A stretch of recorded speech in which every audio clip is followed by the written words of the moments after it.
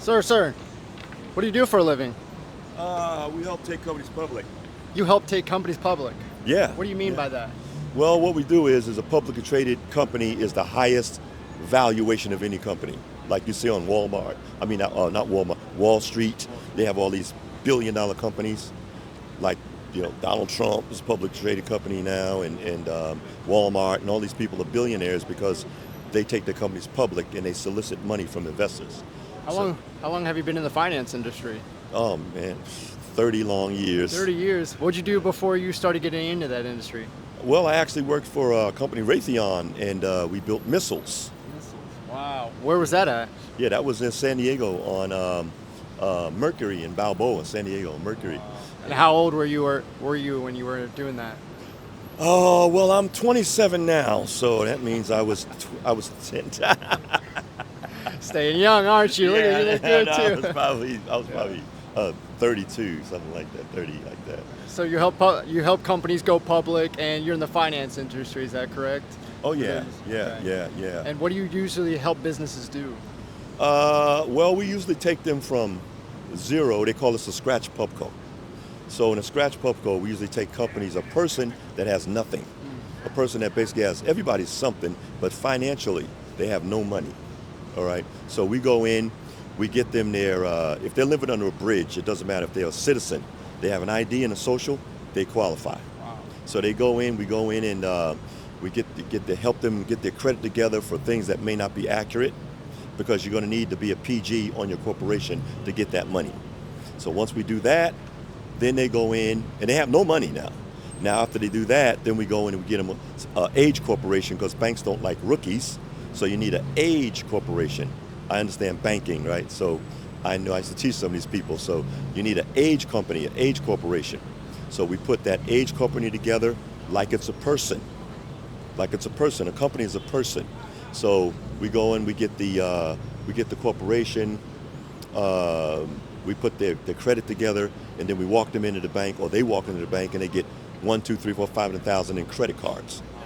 And that's no doc and stated income, right? Because the bank is a lending institution, not a hold your money institution.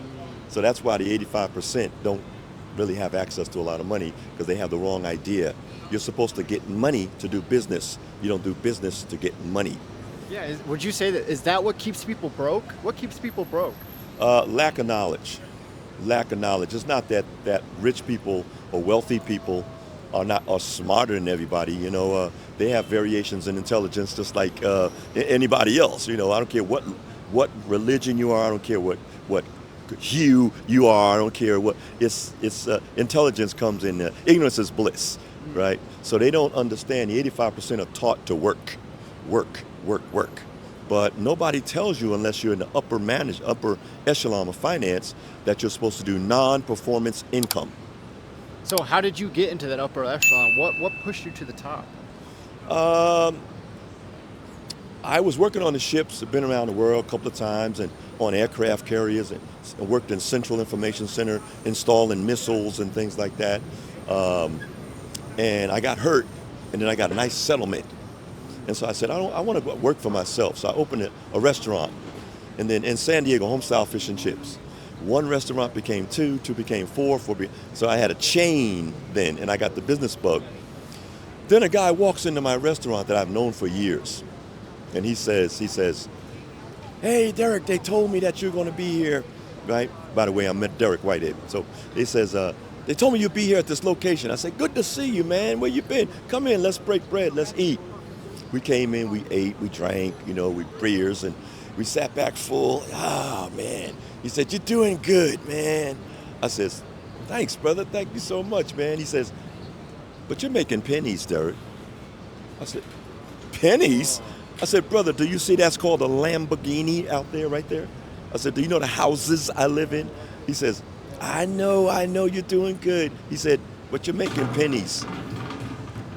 I said, "Pennies?" I said, "Man, I didn't know you were a hater. You come in my restaurant, you eat, you drink my food, you drink my liquor, my everything." He said, "Nah, come on, man. How long you know me, man? I'm not a hater." I says, "If I'm making pennies, then show me the dollars." He said, "Come with me on Monday." So Monday came, he came in his car, picked me up. We went down there to Mission Valley in San Diego, a big brown building they used to have down there. This was years ago. We walk in to the parking lot. I said, man, by the way, I had already opened the 2-car dealerships. We sell Jaguar, Mercedes, BMW, and Bentley, some Rolls Royce. And that's 6920 Miramar Road, San Diego, California, right? Plug. Shameless plug. So I go down there and I see in the parking lot, Rolls Royce, McLaren. I said, man, what is this, a high-end dealership? He started laughing. He had a little high voice. Come with me. So I said, now I'm intrigued. So I go in there. He takes me up to the top floor. I said, what's this? He does some stupid knock. Then. They open it. It says, hey, who is it? He says, it's me, Kyle. He says, who's he? They crack the door. I says, man, what is this, man? What is it, the drug dealership? What is this? He says, he's with me. He says, he's my assistant. He says, okay, come in. Come in. He slammed the door, look around, close the door. So Kyle says, sit there on this desk, and I'll come back. If anybody asks you, tell them you're my assistant. I said, yeah, okay, assistant. He walks away. There's these bunch of people on phones and cubicles, and some guys are back in an area you can't even touch them. They're like in glass, and they're, high-powered older guys on the phones. Their sleeves are rolled up. They're drinking. They're smoking. Everything you can imagine they're doing it in. I'm like, with these Rolexes on and these Pasha Simples, I know a good watch, I'm like, these guys are dressed to the T. So I'm saying, what the heck? Now I'm really intrigued. So I'm sitting in front of this kid, sitting on the desk. This kid's on the phone at his cubicle. And he's saying, hey, Mr. Mikowski, how much money did I make you? How much did I make you last year? How much? I'm telling you, you got to get into this company. XPI is the company, the newest company. Everybody's here getting into it. I called you first. I need 125,000 shares to invest it. You got to ask your wife to put your damn pants on? What do you mean you got to ask your wife? I sat there and listened to this guy, and I'm saying, what is going on here? He said, so listen, you'll do 125,000 shares? He said, I can't do 100,000 shares. I'll be the lack. I'm going to hang up on you. I got people kicking this door down for this. Okay, I can lock you in on 25,000 shares, right? Yeah, you sure? He says, right. The smooth guy comes over. Hi, Mr. Mikowski. So I understand you'd like to lock in at 125,000 shares. Okay, I see you, right?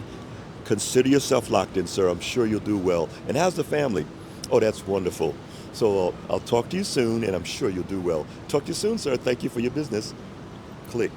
Ding, a ding, a ding. Everybody starts, yeah. I says, Kyle's on the other side sitting there looking at me like, I says, Kyle, what the hell just happened here? He says, that kid just got $20 million out of that man to invest in somebody else's company in 20 minutes. I said, are you serious? I said, how much does he get? He says, 15%. And he's going to do that all day till he feels like rolling his sleeves down and going home. And he does that every day. I said, Kyle, I want in, man. He says, that's why I brought you here. You're my boy. I said, where can I start? He says, this is your desk now. I says, oh, can I dial out, Kyle? He says, yeah, just dial 0 and 9. I says, hello, Susan. She was my manager at the time of that store. I said, Susan, you're no longer the manager making $65,000. You will be now handling all the stores, and you will make $125,000. Can you handle that? She says, yes, sir, Mr. Whitehead. Mr. Whitehead, I says, can you handle that? I don't have time to talk. Yeah, yes, Mr. Whitehead, I can handle it. Yes, sir. I says, bye. I says, hold on, Susan. She says, yes. I says, Susan, I will not be coming back. Wow. I'm done. That's powerful. That was the mindset shift that changed everything. That changed everything to understand that you could actually help people make money, rich people, even poor people, to invest in your company, but it has to be set up the proper way. Now, you don't have to believe me. Look at Obama, and Obama made something called the Jobs Act. Look him up, and Obama says you can do this on your own, and you don't need all this highfalutin people to do this. Wow, that's powerful. I'm inspired after that one. So, man, I want to appreciate you, your time. Thank you for sharing your story. That was absolutely beautiful. I'm absolutely touched, man. Thank you so much. Thank you so much, brother. We actually do this. We do this on Tuesday and Thursday. Okay. And I teach for free. In the daytime, I'm not playing around. I'm serious. But at night on Tuesday and Thursday, I give back because I know nobody taught me. So we got Pacific Standard Time, 5 o'clock California, economicmasonry.com. We teach. I've been doing this 4 years, teaching for free, and we even have question and answers at the end. Wow. So Free game. yes, sir. Thank you so much for your time. You're welcome. Thank you, brother.